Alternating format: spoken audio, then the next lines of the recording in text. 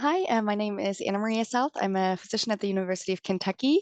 I am an addiction medicine physician on our inpatient consult service, and I also work as a hospitalist. So I have a particular interest in seeing our patients with substance use disorder who are experiencing barriers to medical care and to the continuum of care as they leave the hospital due to their substance use and how to advocate for them. So thank you so much for inviting me to come speak here today. I'm going to try to monitor the chat. It's really nice that everybody's introducing themselves. If I miss something in the chat, let me know, and we'll have plenty of time at the end for Q&A. This presentation is about using the Americans with Disabilities Act to advocate for our patients with substance use disorder. And the reason Dr. Nichols asked me to speak to you about this is because of two articles I published. And so this is one of the first ones that I'm going to talk about. This is about advocacy for patients with opioid use disorder, a primer for physicians and other clinicians on the Americans with Disabilities Act. And there's really not many publications out about this. This is a fairly new development in the treatment for our patients with substance use disorder. So in April of 2022, when a lot of us were still dealing with the heights of the COVID pandemic, the Department of Justice released guidance saying that people with opioid use disorder are having a disability that is protected under the Americans with Disabilities Act. And the reason why they said that is because opioid use disorder substantially limits one or more major life activities that patients or people typically do. So, such as the ability to care for oneself, to work, to have meaningful relationships. Opioid use disorder, as you guys know, can interfere with all of that. And basically, what the Department of Justice said is it is illegal to discriminate against somebody if they have a substance use disorder and are in treatment for it. So where this comes into practice for me is if somebody is on MOUD on either methadone, buprenorphine, or naltrexone, and they're going to a facility where they categorically say, we do not allow methadone, we do not allow Suboxone, that's discrimination and therefore a potential violation of the ADA. And so the big thing is you can't discriminate against someone for being on MOUD.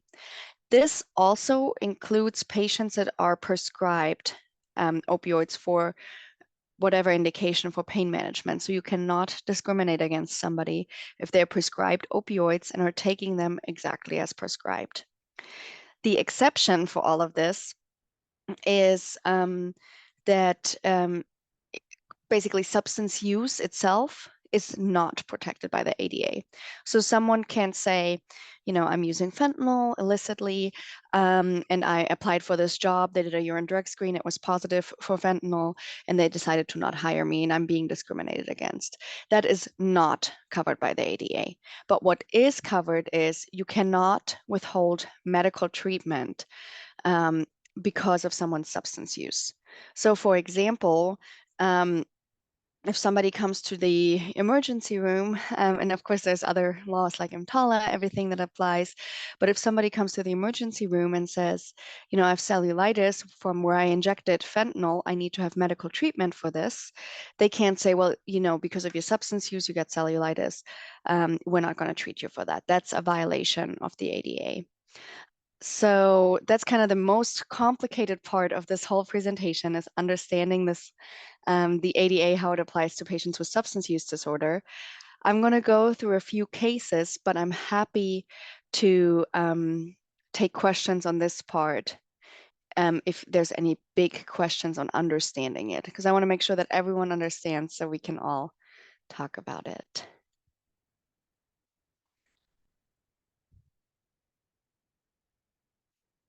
Going once?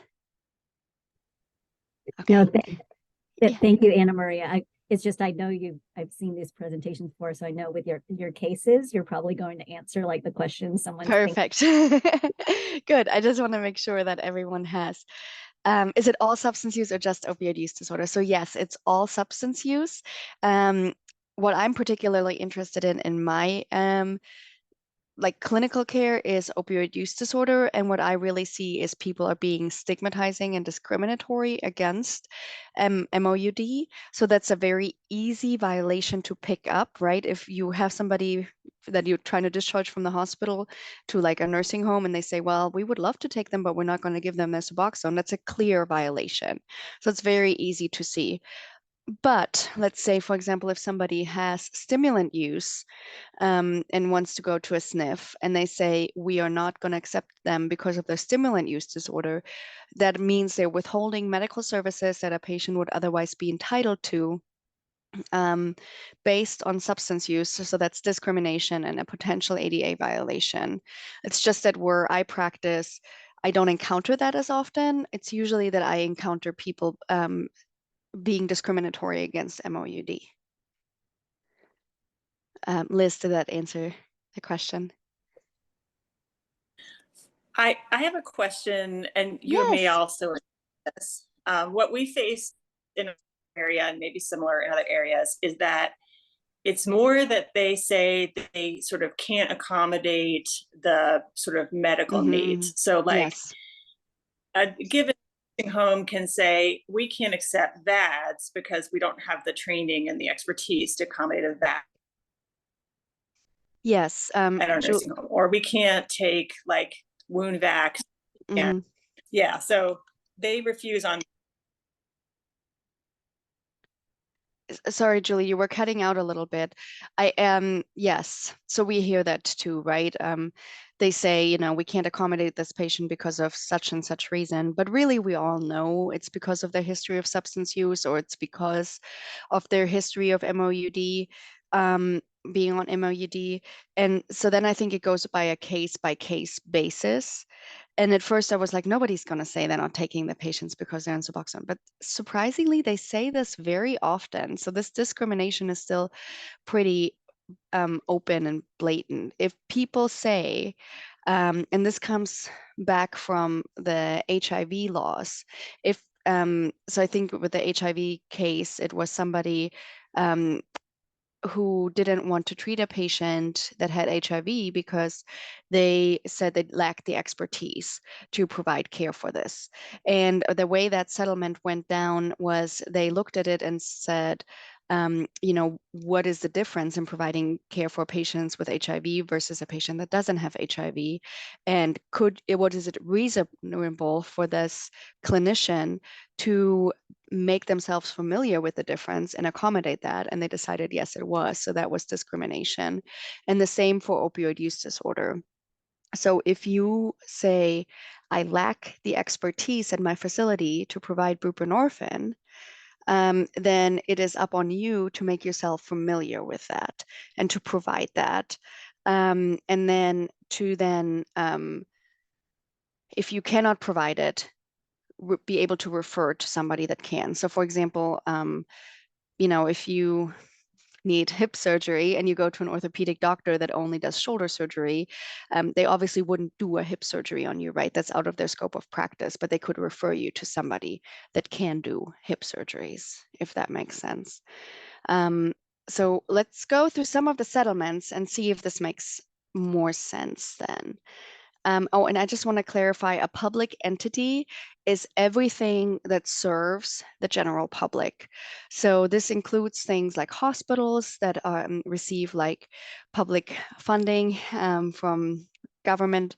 However, it also includes private entities that serve the public. So for example, jails or prisons that are privately owned still have to be compliant with the Americans with Disabilities Act.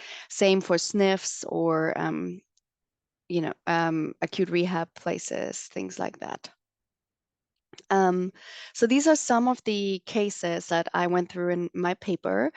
Um, and to just kind of show you how the ADA has been applied successfully in previous settlements, a lot of these are actually out of Massachusetts. And that's not because there's more ADA violations that are occurring in Massachusetts, but actually because they are being reported and they're being settled. So just something to keep in mind for your practice environment. The first case is Pesce versus Coppinger. So this applies to jails and prisons. And this was a case where somebody who was on methadone for treatment of opioid use disorder was incarcerated, and they said that that person could not continue their methadone while they were incarcerated. The patient filed a lawsuit, and it was taken up. And they basically ruled that it was illegal to withhold the patient's methadone while he was incarcerated. They said it violated the Eighth Amendment, which prohibits cruel and unusual punishment for people who are incarcerated and applies to healthcare. So withholding healthcare is considered cruel and unusual punishment. And then they also said it violates the ADA. And this was before the Department of Justice made this statement releasing that saying that it's illegal to discriminate against people for being on MOUD. So this was the first case that really took that. And then it was initially only applied to this individual, but then there were several other settlements that followed this. The next one is a case against a SNF. So this was for a patient being discharged to a SNF, and they refused to take the patient while on buprenorphine. I think it was buprenorphine in this case. So they said it is illegal for a SNF and a violation of the ADA to not take patients that are on MOUD. And there has been multiple settlements with multiple other SNFs and nursing homes and acute rehabs since then. And still here in Kentucky, even though we have all these settlements, we still run into nursing homes that say they will not take a patient that is on MOUD. The next one I want to highlight is the United States of America and Massachusetts General Hospital. So this was a patient that had cystic fibrosis and needed a lung transplant. They had opioid use disorder and were on buprenorphine. And without consulting like a palliative care physician, an addiction medicine physician, or anybody that has expertise in treatment of opioid use disorder, the hospital decided the patient was not eligible for evaluation for a transplant. So then the patient actually had to move to a different state and received a transplant at a different hospital. And this was the settlement. So I think this goes kind of into Julie's question a little bit of when people say they don't have the expertise to provide it. You still are obligated to obtain the expertise so that you're not discriminating against this vulnerable patient population. The next one is that I wanted to highlight is United States of America versus Massachusetts Parole Board. And they also have one against their drug courts. I forgot the name of the settlement right now. But basically, this was a case where parole officers or people that were involved with that required they call it clients, so patients, to be on Vivitrol, not with an individual assessment, but instead with they just categorically said, even if you're on no medication, if you're on any other medication, you need to be on Vivitrol to be part of this drug court or to be part of this parole board. And this was evaluated, and they said that the parole board cannot make recommendations on a patient being on medication or not, and cannot express a preference of what medication a patient should be on, but instead somebody with expertise in treatment of the chronic medical disease of opioid use disorder needs to evaluate the patient and determine what is medically most appropriate on an individual basis. And then, so this is something that we encounter sometimes, that the drug courts won't allow people to be on MOUD. So that is an ADA violation. And then another case I wanted to highlight is a case out of here of Kentucky, the first ADA settlement we had. And this was against a practice at King's Daughter. This was an outpatient case, a patient with severe PTSD and opioid use disorder on buprenorphine, wanted treatment from a psychiatrist for PTSD. And what happened in the practice was that they had printed the patient's CASPR, which is the Kentucky Controlled Substance Monitoring Program.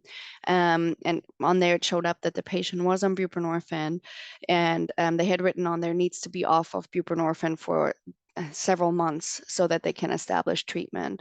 So that was deemed to be discrimination against somebody that is on MOUD. And Julie, I'm going to go back to your question again. This also speaks to this patient was not asking for treatment for their opioid use disorder from the psychiatrist. So the psychiatrist can't argue, I'm not, for whatever reason, don't have the expertise to treat that. This was being treated somewhere else. They had asked for treatment in addition to, and this was deemed to be discrimination. And the hospital actually had, in a lot of these cases, all the employees have to undergo training on the ADA and how to apply it to patients. And they have to put up flyers in their offices so that people can see what the ADA is, that this institution has to be compliant with it, and where to report if people are not compliant with it. So that's kind of like the big picture about how do you identify an ADA violation. It's whenever it's something is a blanket policy that is not based on an individualized medical assessment of a patient that is then discriminatory against this group. That's like the broad stroke, easy approach. So with that, we'll talk about once you've identified a potential ADA violation, how can you report it? So the first thing is, you see a potential ADA violation in a patient with opioid use disorder. What you need to make sure is that this is actually based on a policy, not on an individualized medical assessment. So for example, if somebody is on methadone and comes in with torsades and has an almost fatal event, it might be reasonable to take that patient off methadone because now the risks might outweigh the benefits. So that's an individualized medical assessment. I'm not saying I'm not going to have anybody on methadone that's my patient. I'm saying this patient, my medical recommendation is this patient shouldn't be on methadone at this time because of the adverse consequences that the patient had from it. And then, so what I typically do is I reach out to like the SNF, or a lot of my patients unfortunately have to go to jail, reach out to them and say, hey, are you providing buprenorphine treatment at your facility? And then they say no, and I'm like, well, why not? It's just like, and they say, we just, a lot of times I actually say we just don't do this. And often I ask, is there any other controlled substances you prescribe? What's your policy for that? Like, how do you store them, or like make sure that this is appropriately administered? And then I typically like write down who I talked to when I talked to them, what the details of the conversation was, and then I just submit it. And it's not up on you, on the reporting person, the reporting clinician, to prove that it's an ADA violation. That is up to the assistant U.S. attorney of the district. So they can choose, they review each report, and then they can choose which reports they want to investigate and which ones they don't. And then it's up to them to prove if it's an ADA violation. So one question I always get is, what about patient consent? What about HIPAA? What about privacy laws? So basically, the Department of Justice and the Assistant U.S. Attorney are an oversight agency. So they can go and request records without like violating HIPAA, because they're basically making sure we are in compliance with the ADA. However, substance use disorder records, as you guys know, are also protected by 42 CFR Part 2. So that's one of the laws that specifically has more strict privacy rights, I guess, than HIPAA. And so sometimes those records they cannot access. And of course, for, discrimination for MOUD, those are the ones that are the most pertinent for them to access. So I always sign a release of information with the patients. And basically, the reason I do that is so that I can also educate my patients on their right. A lot of them have experienced so much discrimination, unfortunately, for their opioid use disorder and for being on MOUD that they might not even recognize that they're being discriminated against. For them, that's just part of life. Well, I guess I can't do that because I'm on Suboxone. And that's not right. So educating them and empowering them so that they can also file a complaint, because then they can be involved in the settlement and they can actually see how it plays out, which can be very satisfying for patients and very empowering. And a lot of our patients are very well connected in the recovery community and are able to then share this information with some of their peers. Because of course I see a lot of patients in the hospital and see violations here, but there's other things maybe occurring in the community that I have no idea about. I typically, give my phone number or my email. If they have a follow-up question, I can be available, but that is not required. So all of these reports can be made completely anonymously, but as you can imagine, the more information somebody has, the easier it is to investigate something. And if it's anonymous, they might say, well, this is something we would like to investigate, but we need to answer some follow-up questions. So you want to make sure that if you want to be involved, they have your information. I think that was all I was going to say about that. So like I said, the common scenario is the SNF placement after hospital discharge that I encounter. And I just want to point you all to the Legal Action Center. They have a great resource available for this. So this is actually like a sample letter that you can download and then you can edit. And you can send this to SNF organizations. And it basically lists all the ways that they are violating the patient's rights by not admitting them to their SNF. It has the settlements in there so they can look it up. And you can put in there what you want. And I like that they're saying, we want change of policy, staff training, like all of those other things. So then, if you report something, you can say, like, I also sent this letter. The Legal Action Center is a great resource. They have a lot of information on their website for patients and for providers. They have, for example, a whole section about the emergency room and how there's potential ADA violations in the emergency room. They have updates on ongoing settlements that they have undertaken and cases. So it's a really, like, if you're wondering, could this be an ADA violation that I'm witnessing, looking at the Legal Action Center site to see if they have maybe a case law that's similar to that is helpful. And you can also email them and ask them to talk to you about something. So they are very accessible. So then I want to go, so this is the SNFs. That's something I commonly encounter. The next thing I commonly encounter is the other article that we sent out for pre-read. And this is treating opioid use disorder in incarcerated patients. Incarcerated patients are among the most vulnerable patients with opioid use disorder. The time after release from incarceration, the first 2 weeks, has an extremely high mortality, with the number one cause of death being opioid overdoses, which makes sense, right? This is a chronic medical disease that is being criminalized by society. So then people are taken to jail or prison. They are not receiving treatment for their chronic medical disease. They lose their tolerance. And then when they leave, their disease expresses a symptom, which is substance use, hasn't been treated. They use substances, have lost their tolerance, and they unfortunately die from an overdose. So this is a really vulnerable patient population. And the case that I saw that really stuck with me is the case of Mr. J. He was in his 40s. He came in from the local county jail to the hospital because he had an injection-related infection that he received really good medical care for here in our hospital. They consulted us because he was in withdrawal from opioids and was endorsing cravings. When I saw him, he met DSM-5 criteria for severe opioid use disorder. He had never received treatment for his opioid use disorder, and he wanted to start treatment on buprenorphine.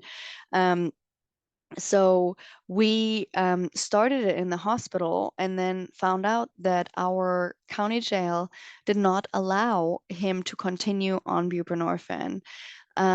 Despite us talking to the medical staff, they were explaining why it's so important for him. And what we did for him is we administered extended release buprenorphine at the time of discharge. And we set him up with a follow-up appointment with our addiction medicine clinic in 30 days. And the jail actually took him to his follow-up appointments for his surgical follow-up. They took him to his follow-up appointment for his infectious disease follow-up. They did not bring him to his follow-up for addiction medicine. So that in itself is an ADA violation and discrimination because they're withholding treatment that he would be otherwise entitled to due to his substance use. Just to highlight to you how frequent we see this, we have 1 in 9 patients in the hospital have some sort of substance use disorder. About 70% of people who are incarcerated have used heroin or meet criteria for an opioid use disorder. So this population is extremely overrepresented in the carceral system. And of course, these two events sometimes overlap, right? Like sometimes people that are incarcerated with opioid use disorder have something that requires inpatient management. And we know that medication for opioid use disorder in the hospital setting reduces the risk for readmission. We know it decreases the risk of overdose after release from incarceration. So it's common sense that when we see these patients in the hospital, we start them on MOUD and then it gets continued while they're incarcerated, right? Ideally, that would be how it goes, and then they get linked to care after release from incarceration. I already talked about this about the increased mortality after release. We also know that MOUD, if it started or continued while people are incarcerated, increases retention and care for this vulnerable patient population. However, what we see in reality is often if any of the 3 MOUDs is offered, it's extended release naltrexone, which is known under the brand name of Vivitrol. So often that's administered immediately before they get released from the carceral facility. And out of the 3 medications that we have available for the treatment of opioid use disorder, that's the only one where we don't have evidence that it's a has a mortality reducing effect. And as you remember from the settlement with the parole board in Massachusetts, if the people are promoting only one form of MOUD without giving people a informed choice and having an individualized assessment, that is an ADA violation. And also, this violates all of our medical ethics, right? We became doctors to do no harm, to do good for people so that they can be autonomous and make their own informed medical decisions and have just access to resources. And by withholding this, obviously, we're violating all 4 of those medical ethics. We already talked about the 8th Amendment. So this is the resource list I included in the article where people can report ADA violations. So we already went over how to report it. And this is where to report it. So like I already mentioned, the Legal Action Center. And then if you go on ada.gov and go report a violation, it actually takes you to like the civil rights website. But I just think it's easier to remember ada.gov. So then you get to it. And then offices of the U.S. attorneys, you can report it there. And actually, if you look up who the assistant U.S. attorney for your district is, they usually have their own websites in each district, and a lot of them have ADA violation reporting tools on their website. So I'm in the District of Eastern Kentucky, and our Assistant U.S. Attorney has a tool on her website for reporting where it goes directly to her. So then instead of going from like the federal government level down to her, it goes directly to her. So that kind of maybe speeds things up a little bit. Things to remember when you file an ADA violation, this is not a like malpractice lawsuit, right? So if your patient wants an individual attorney for malpractice or something, that's not who you would go through for an ADA violation. The assistant U.S. attorney represents the United States, not an individual plaintiff. So that's why a lot of the settlements are United States versus United States versus. And what that means is basically the assistant U.S. attorney is ensuring for the general public, for everybody, that all the public entities in their district are in compliance with the ADA. So it's not like it's an individual person that's represented. And there can be monetary settlements for included, but usually they're small amounts. So if somebody has experienced whatever significant damages from being discriminated against and wants to file a malpractice lawsuit, that would be like usually a private attorney that would take that. And then another thing, for me as a physician, right, it feels bad if you're reporting on one of your colleagues, but that's not what we're doing here. This is not the individual doctor or clinician that gets investigated, but it's the public entity. So this is not intended to punish that entity, but it's more of like Big Brother taking the entities by the hand and making sure they don't get into trouble and don't get into malpractice lawsuits, but are practicing the best standard of medical care. And with that, I will share that advocacy does lead to change. So here in Kentucky, our assistant U.S. attorney has had two settlements recently with two different detention facilities that now have to continue MOUD upon incarceration. And the second settlement actually also states that all people who are getting incarcerated have to be evaluated for opioid use disorder and be offered treatment. So taking it one step further than just continuing it. And with that, I want to acknowledge the support I've received. Dr. Lofwall is one of my mentors, and I've been doing her Bell Addiction Medicine Scholar program. I have some protected time for personal development for that professional development. And then our consult service is grant funded, and the PI for that is Dr. Laura Fanucchi. And with that, that brings me to the end of my presentation. So I think we have plenty of time for questions.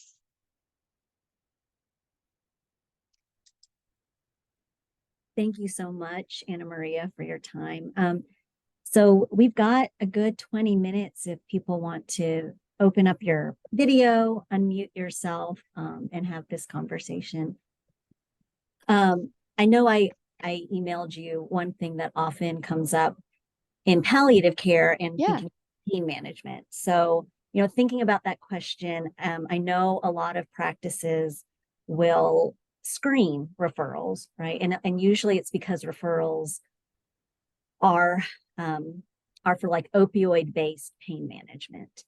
And then, trying to figure out, is this as Julie indicated, kind of like, are we the best fit? Do we have the expertise to provide this care? But I've wondered, as I've thought more and more about ADA violations, oftentimes in palliative care, we'll say we don't treat chronic pain, we don't treat substance use disorder, we're not pain specialists, we're not addiction specialists, but it makes me wonder about this, is that starting to creep into, ADA violations? Yeah, so I will say I'm personally not aware of a settlement specifically for a palliative care clinic, but that doesn't mean that there isn't one out there. I do think that if you are screening patients and then are excluding them from receiving an individualized, and I'm not saying you, but if one is screening patients and is excluding them from an individualized medical assessment, then that could be a potential ADA violation, right? So that's, I think, the whole big point of it is, if you have a blanket policy that says we do not see patients for this, this, or this, that seems to have discrimination in it. And one of the lawyers from the Legal Action Center that I met with, because something that comes up for us a lot is patients that have active alcohol use, and then need a liver transplant, being excluded from a screening process, right? And sometimes what people will say is like, this is a limited resource, right? Similarly, a pain clinic is a limited resource. But what that lawyer actually said is, just because it's a limited resource doesn't mean you're allowed to discriminate against people. So these people are still entitled to have an individualized medical assessment. And then if you don't have the expertise to treat that, you should refer the patient to where they can be treated for that. So either to another addiction medicine provider or refer them back to their primary care doctor so they can refer to an addiction medicine provider, things like that. Julie, you unmuted yourself. I would argue against that interpretation. I mean, I think it's sort of like a kidney clinic saying, getting a referral from somebody who doesn't have kidney disease and saying, we don't see people who don't have kidney disease because they don't have the disease that we're treating. And it was interesting thinking about like all of the, during your talk, I was thinking about the patients that I've seen. I do outpatient buprenorphine, and I also do palliative care for people with addiction. However, a lot of our patients who are seen in the palliative care clinic here don't actually have active cancer. Maybe they had cancer at one point and now it's cured. And then they've been on chronic opioids, and then it becomes clear they have an OUD. And so I typically will offer them buprenorphine, which many of them are not happy with because they want opioids. Yeah. So, I mean, could they sue me for ADA discrimination because I'm not providing them with opioid therapy for chronic pain? I don't know. People have gotten very mad about it. Yeah, people. And I know anybody can sue anybody for any time for any reason. That's what I teach the medical students. So it's just sort of interesting to reflect upon. Yeah, so I think I want to be very clear. So suing you is different, right? Like suing an individual provider is different than reporting an ADA violation. So those are two different things. And if you see somebody that has, is on opioids, has developed opioid use disorder, and you don't want to prescribe full agonists because it's not indicated, then you've performed an individualized medical assessment. And you've used your expertise as both a palliative care physician and as an addiction medicine physician and determined that receiving full agonists is not medically indicated. So that is absolutely not an ADA violation. I would say that's good medical practice, and actually being in compliance with the Harrison Narcotics Act from 1914, saying that we are not supposed to give full agonists to people with opioid use disorder. So, which was also upheld by the Supreme Court a few years later. I don't know the exact year, but I don't think you are committing an ADA violation. Did that answer the question? Yeah, and I also just reflect that anybody could report anything to the ADA based on their opinion. So I mean, we're reporting people with substance use disorder when the SNFs won't accept them with buprenorphine, for example, but that reporting mechanism is open. I guess the other thought is you gave some examples with buprenorphine. I'm wondering if you have any thoughts about methadone in skilled nursing facilities, because of the legal issues with methadone needing to be part of an OTP and all that stuff. Maybe harder for them to do it. Yeah, so this is very interesting to me because for me, I thought methadone was going to be a bigger issue, right? Just kind of similar to what you said that it needs to be an OTP. But actually, methadone can also be dispensed in closed pharmacy systems. So that's how we dispense it in the inpatient setting to people that have opioid use disorder that are on methadone. And SNFs fall under that same I guess regulation, whatever. So they can dispense methadone to people that have opioid use disorder while they're in their SNF. And actually, what I've experienced a lot of times is that I have SNFs reaching out to me and say, "Well, can't we just switch them to methadone? Because we can do methadone, we just can't do buprenorphine." And it's like, well, those two medications aren't interchangeable, right? Like it's like if somebody has high blood pressure and they are on a calcium channel blocker, you can't just say, well, why don't we just put them on a beta blocker instead, right? You have to perform an assessment and see if that's safe and still controls the hypertension, or if there's contraindications to a beta blocker. But the SNFs actually here, I've not had anyone decline for methadone, and it's because, they can just dispense it in their closed pharmacy. They don't have to prescribe it at discharge, right? It's actually, they know it's illegal for them to prescribe it at discharge, and the patient just goes to a methadone clinic then. Um, and I thought with the elimination of the X waiver in January of 2022 that the SNFs would be more welcoming to buprenorphine because now every provider that has a DEA can prescribe buprenorphine. And they still are a lot of times saying, well, we don't have a provider that can prescribe that, but we can prescribe oxycodone. It's like, well, you can. So there's a lot of education work, and a lot of the SNFs are very open to hearing that and learning that they can do buprenorphine. So actually just last week or 2 weeks ago had a patient that initially they declined, saying he can't come back there because he's no longer on full agonist, he's on buprenorphine. And we talked to the physician, and then after the conversation, they did some reading and got back to us and accepted the patient. So that's interesting. I mean, I think the methadone piece is interesting to me. I think that part of the law, the regulations, is not the way it's interpreted here, because the SNPs in our area, where you at? Pittsburgh, Pittsburgh. they will not even take methadone for pain in people who are on hospice. Wow. Like, so we'll have hospice patients who like were on methadone at home, and then they have to go to a SNF, and they can't get methadone. We have one SNF in our entire region, or maybe plus actually two, who will do methadone because they have a relationship with an OTP that will deliver the methadone. And then I also discovered if the patient, that is only for skilled care. So if the patient becomes long-term care and is going to live there forever, they have to come off methadone. So wow. I don't know. It's been a real struggle here. That's very interesting to see like the regional differences. And it's also very sad to hear that patients are being discriminated against like that. I do think, and like I said, the burden to prove that it's a violation is not on you as a clinician. It's on the assistant U.S. attorney. So I do think that this is something that, I would consider reporting. And like you said, anyone can report anything, right? And then it's up to them to decide if this is a case that's worth for them to pursue. And a lot of times, once there's one settlement, um, they will send it out. So, for example, our assistant U.S. attorney is sending out the two settlements they had to all the jails and prisons to make them aware, to kind of give them an opportunity to become compliant. So that could happen with the SNFs and nursing homes too.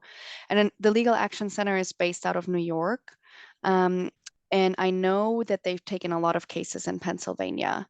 So I would encourage you to contact them. And I can actually, if I can multitask, put an email in here. I'm making a note. Yeah, I will give you the email for Rebecca Yob. She's my contact at the Legal Action Center. I know she has taken a case recently in Pennsylvania. Let me see if I can multitask like that or have the technical skills to do it. So here's an email, and then I will also, if I can find it, post their intake form where anyone can report anything. And she's the one that refused them. So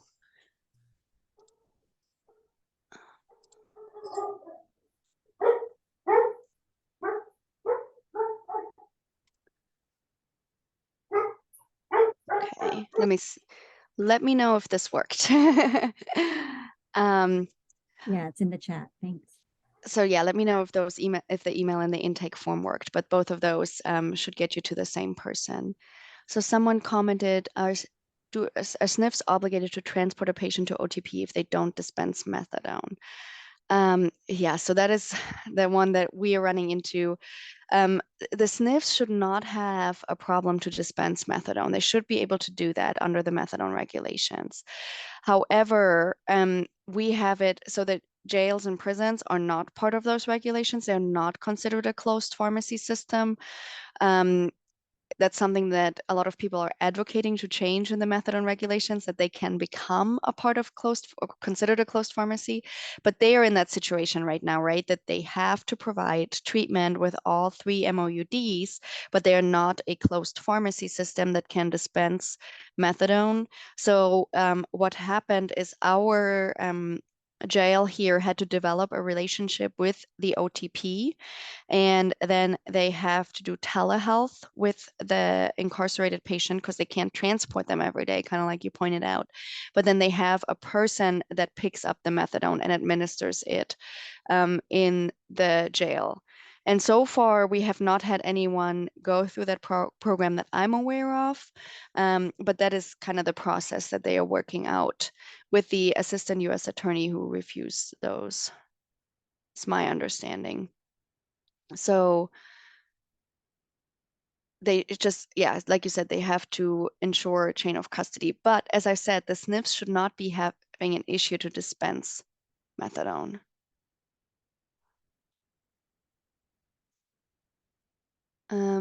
Let me look at the,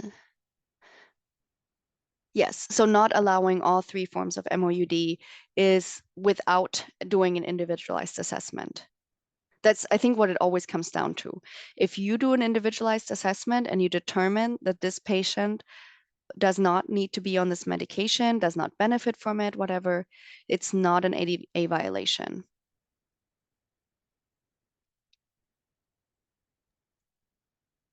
So Anna Maria, one question I was thinking about is when certain clinics are having, or programs have screening processes, and then thinking about the limited resource argument, instead of having exclusion criteria, but having inclusion criteria, like for the example of, we're nephrologists, so you have to have kidney disease, not be referred for, lung disease or something. Right. So with this overlap in the pain versus palliative care, sometimes instead of saying we don't treat chronic non-cancer pain, instead of saying you have to have advanced stage 3 or 4 cancer, for example, or like active cancer currently in treatment, not survivorship. But again, by saying not survivorship, is that an ADA violation? Just thinking more about yeah. So I think anytime you refuse to perform an individualized assessment, and I think going back to like the kidney example, right? Like anybody can be right, like referred to a kidney doctor, right? So let's say for whatever reason, the primary care doctor refers somebody to a nephrologist, but really they have lung disease, like you said. The nephrologist would still perform an assessment and say, well, you don't have kidney disease. That's great, right? And then, say, go back to your primary care doctor so they can refer you to a lung specialist or something like that. So at least here in Kentucky, it's not like people can like say, oh, you can't refer, right? Does that make sense?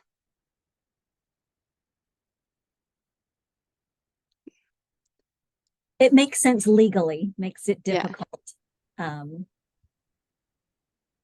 process. And because if palliative care had to assess every single person that was referred for pain, then we would be seeing, and assessing like 9 patients with chronic pain for every one who had cancer. Yeah, I know what you mean. And I think we all run into this, that you guys are a great specialty that's needed, but that there's too few of you. So that there's not enough we can refer patients to. Is that what am I putting Yeah, it together right? there is Correct. nobody who's doing a good job with chronic pain. Like, Right. it's terrible.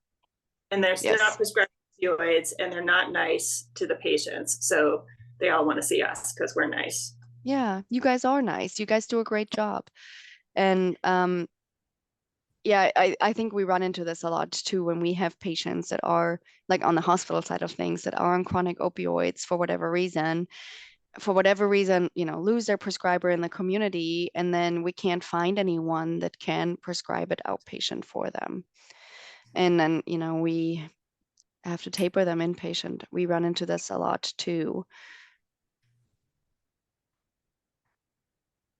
But I guess that goes back to that this is about public entity. Yeah. And just like with the jails, that there was time of developing those systems. It's not, oh, this doesn't exist and suddenly methadone must be in the jails. It's develop a plan so that methadone can get into Right. can get there. And usually the settlements state the entity has to come up with a plan over the next 6 months or whatever, like a time frame, like a generous time frame. And then in that time frame, they have to come up with this, and then they have to have it reviewed by the assistant U.S. attorney and approve that plan, and then they can enact it. And as they enact it, the oversight agency can follow along and see if they're doing a good job of enacting it or not. And I think, too, what I've experienced is really, if we look around, ADA violations are like present everywhere. But there are some that are so obvious and outrageous. That's kind of like the low-hanging fruit, where we are able to give people access to their mortality reducing medication, right? Like the SNFs discriminating against people, the jails discriminating against people, employers discriminating against people, right? Like recovery, residential treatment places that make people choose between medication and residential treatment, right? So those are like the low-hanging fruit at this moment. And I think as these go through the courts and go through the settlement process, subtle differences are going to be teased out more. And then things that are less clear are going to become more clear to us.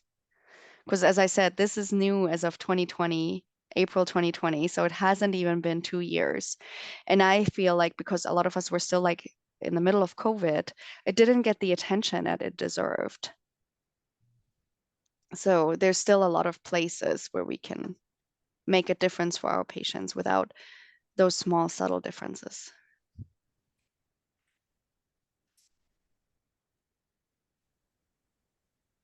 Well, thank you. Gosh, these hours always go by so quickly. We've got about 4 minutes left. If anyone has any final questions, I know that Anna Maria has given this presentation several times across different forums. And so, just being aware of it and thinking about it and identifying it when we see it with our patients. And then, I guess from our conversation of just of thinking about how we're going to get through that without trying to avoid discrimination. Yeah. And I'm perfect. not a lawyer. I am, a physician that's in this with you all. And I know everybody that's on this call wants to provide good patient care. Like if you didn't, you wouldn't be on this call. So I know that everybody has good intentions and wants to do right by their patients.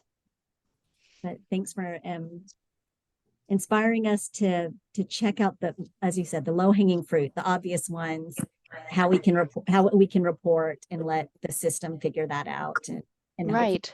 Positive system changes. Yeah. Thank you, guys. Thank you so much. Yes, thank you for the discussion and the amazing questions and comments in the chat. I really appreciate it.